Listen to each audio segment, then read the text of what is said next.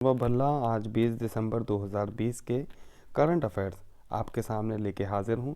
तो चलिए समय बर्बाद ना करते हुए शुरू करते हैं। पहला सवाल है, भारत के किस राज्य के मुख्यमंत्री विजय रूपाणी ने राज्य में भूमि अधिक्रमण निषेध अधिनियम लागू कर दिया है?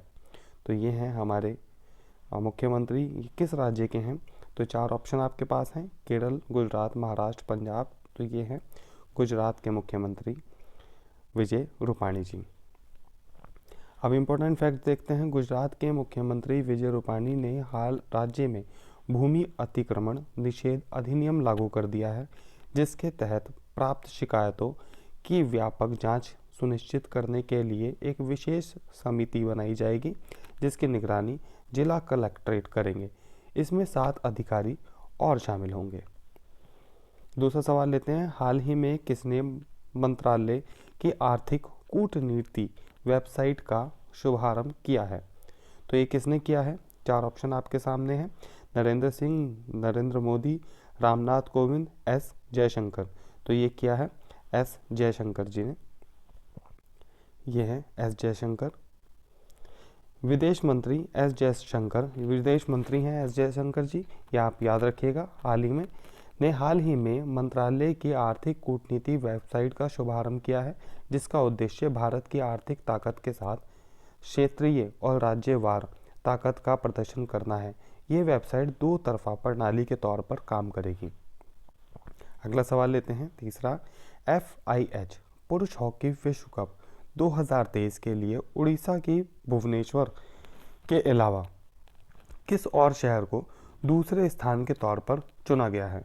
तो ये किस स्थान को चुना गया है? कोणार्क, पुरी, राउरकेला या जयपुर? तो ये चुना गया है राउरकेला को। यहाँ पर कहीं है राउरकेला। ये उड़ीसा का मैप है, ये आप देख सकते हैं। उड़ीसा, कई बार सवाल ये बनता है कि उड़ीसा का पहले क्या नाम था?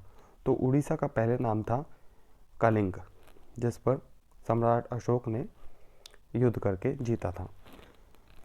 इंपॉर्टेंट फैक्ट्स देखते हैं। FIH पुरुष हॉकी विश्व कप 2023 के लिए उड़ीसा की भुवनेश्वर के अलावा राउरकेला शहर को दूसरे स्थान के तौर पर चुना गया है। वर्ष 2018 में पुरुष हॉकी के विश्व कप में की सफल मेजबानी के बाद नवंबर 2019 में हॉकी इंडिया द्वारा लगातार दूसरी बार 2023 में हॉकी कप के मेजबानी के तौर पर उड़ीसा को ही की घोषणा की गई है। 14 सवाल लेते हैं। विश्व बैंक ने भारत के विकास कार्यों में सहायता के लिए 80 करोड़ डॉलर से अधिक की लागत वाली कितनी परियोजनाओं को मंजूरी दे दी है? तो 4 परियोजनाएं आपके सामने हैं, 2, 4, 6, 8। तो ये दी है, इसका सही आंसर होगा बी, 4 परियोजनाएं। विश्व बैंक ने भारत के विकास कार्यों में सहायता के लिए 80 करोड़ डॉलर से अधिक की मंजूरी लागत वाली 4 परियोजनाओं को मंजूरी दे दी है। इस परियोजनाओं में वाहन सुधार और पुनर्वास परियोजना भी शामिल है। इसमें 10 करोड़ डॉलर छत्तीसगढ़ समावेशी ग्रामीण और त्वरित कृषि विद्युत परियोजना सतत उत्पादन व्यवस्था में उपयोग किया जाएगा। अगला सवाल लेते हैं। पिछले वर्ष टेस्ट क्रिकेट को अलविदा कह चुके पाकिस्तान के तेज गेंदबाज ने क्रिकेट से संन्यास ले लिया है। वो कौन से गेंदबाज हैं? क्या बाबर आजम है, कामरान अकमल है, मोहम्मद आमिर या मोहम्मद गुल? तो इन चारों में सही आंसर होगा सी, मोहम्मद आमिर। यह है मोहम्मद आमिर, पाकिस्तान के क्रिकेटर। इंपॉर्टेंट फैक्ट देखते हैं। पिछले वर्ष टेस्ट क्रिकेट को अलविदा कह चुके पाकिस्तान के तेज गेंदबाज मोहम्मद आमिर ने क्रिकेट के सभी फॉर्मेट से संन्यास की घोषणा की है, इसलिए वो विदेशी लीग में तो खेलते रहेंगे। एक रिपोर्ट के मुताबिक उन्होंने पाकिस्तान क्रिकेट बोर्ड पर मानसिक प्रताड़ना का आरोप भी लगाया है कि उनको मानसिक तौर पे प्रताड़ित किया जा रहा है। छठा सवाल लेते हैं। 19 दिसंबर को भारत के किस राज्य का मुक्ति दिवस मनाया जाता है? अब मुक्ति दिवस की बात है, ये सवाल कई बार बन जाता है कि 19 दिवस को कौन सा राज्य का मुक्ति दिवस मनाया जाता है? तो 4 ऑप्शन आपके सामने हैं, केरल, पंजाब, झारखंड, गोवा। तो ये सही आंसर होगा इसका डी, गोवा। 19 दिसंबर 1971 को गोवा को मुक्त कराया गया था। इम्पोर्टेंट फैक्ट देखते हैं, 19 दिसंबर को भारत के गोवा राज्य को मुक्ति दिवस मनाया जाता है।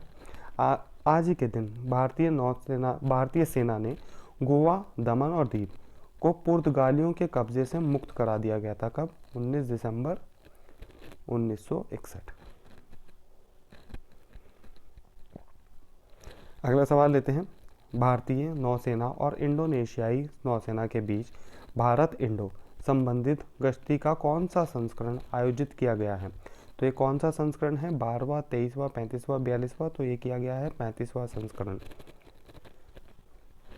इंपॉर्टेंट फैक्ट देखते हैं। भारतीय नौसेना और इंडोनेशियाई नौसेना के बीच भारत और इंडोनेशिया संबंधी गश्ती का 35वां संस्करण आयोजित किया गया है। ये भारत का इंडोनेशिया संबंधित व्यक्ति एंड इंडोर कॉर्पोरेट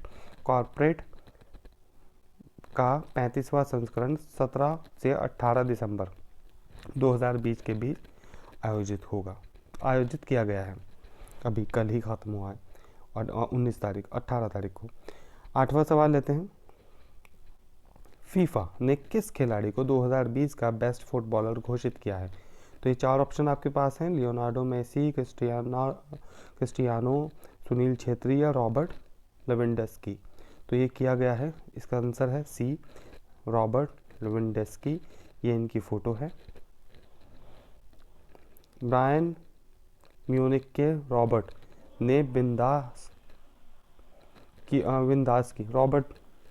लेवेंडस्की को वर्ष 2020 का बेस्ट फुटबॉलर घोषित किया गया है, जबकि पिछले साल के विनर लियोनार्डो मेसी और क्रिस्टियानो रोनाल्डो को पिछाड़कर पोलैंड के इस स्ट्राइकर ने ये अवार्ड जीता है। इसकी खास बात यह है कि रॉबर्ट लेवेंडस्की, ये टाइपिंग मिस्टेक है, को ये पिछली सीज़न के 47 मैचों में 55 गोल किए हैं इन्होंने 47 मैचों में पिछले। वो पहली बार इसमें नॉमिनेट हुए और विजेता भी बने। ये सबसे बड़ी बात है। तो इनका नाम आप याद रखिएगा, रॉबर्ट लेवेंडस्की। नाम थोड़ा सा अजीब है लेकिन याद हो जाएगा, रॉबर्ट लेवेंडस्की। अगला सवाल लेते हैं। ऑस्ट्रेलिया के पूर्व बेस्ट ऑलराउंडर एरिक फ्रीमैन का हाल ही में कितने वर्ष की उम्र में निधन हो गया है? ये है एरिक फ्रीमैन। तो इनका 76 वर्ष की उम्र में निधन हो गया है और बहुत ही दुख की बात है। ऑस्ट्रेलिया के 244वें टेस्ट खिलाड़ी और पूर्व टेस्ट ऑलराउंडर एरिक फ्रीमैन का हाल ही में 76 वर्ष की उम्र में निधन हो गया है। एरिक फ्रीमैन 1968 में गामा में भारत के खिलाफ इंटरनेशनल क्रिकेट में डेब्यू किया था। उन्होंने ऑस्ट्रेलिया के लिए 11 इंटरनेशनल टेस्ट मैच खेले और जिसमें 345 रन बनाए और 2 अर्धशतक भी बनाए थे। 10वां सवाल लेते हैं। निम्न में से किस देश का चांग E5 यान चंद्रमा की सतह पर से पत्थर और मिट्टी के नमूने लेकर पृथ्वी पर वापस आ गया है? तो आप झंडा देखकर पहचान ही गए होंगे। तो इसका सही आंसर है चीन, क्योंकि ये अभी हाल ही में चांग E5 चंद्रमा पर गया था और ये दूसरा देश बन गया है चंद्रमा पर अपना झंडा गाड़ने वाला। पहला देश अमेरिका, दूसरा देश चाइना। तो यही अभी नमूने लेके आए हैं वहाँ से। तो इम्पोर्टेंट फैक्ट देखते हैं। अमेरिका के अपोलो, इससे पहले अमेरिका का गया था, और सोवियत संघ के लूना चंद्र अभियानों के बाद चीन का E5 यान चंद्रमा की सतह से पत्थर और मिट्टी के नमूने लेकर पृथ्वी पर वापस आया है। इस नमूने से पृथ्वी के इस उपग्रह की सतह को और करीब से उसके अतीत को और करीब से जानकारी मिल पाएगी इसकी वजह से जो ये लेके आए हैं। तो मैंने कल आपसे एक सवाल पूछा था, हाल ही में जारी किए गए जलवायु परिवर्तन सूचकांक में भारत कौन से स्थान पर रहा है? तो 4 ऑप्शन आपको दिए थे। तो भारत रहा है 10वें स्थान पर। आज का सवाल है, राष्ट्रीय डिजिटल स्वास्थ्य मिशन को कब से पूरे भारत में शुरू करने की घोषणा की गई है? तो 4 ऑप्शन आपके पास हैं, इसका सही जवाब आप कमेंट बॉक्स में दे सकते हैं। और मैं कल को फिर आऊँगा आपके बीच नए करंट अफेयर्स को लेकर। तब तक के लिए पढ़ते रहिए, मुस्कुराते रहिए, देखते रहिए और अपने बड़ों का ख्याल रखिए, अपना भी ख्याल रखिए।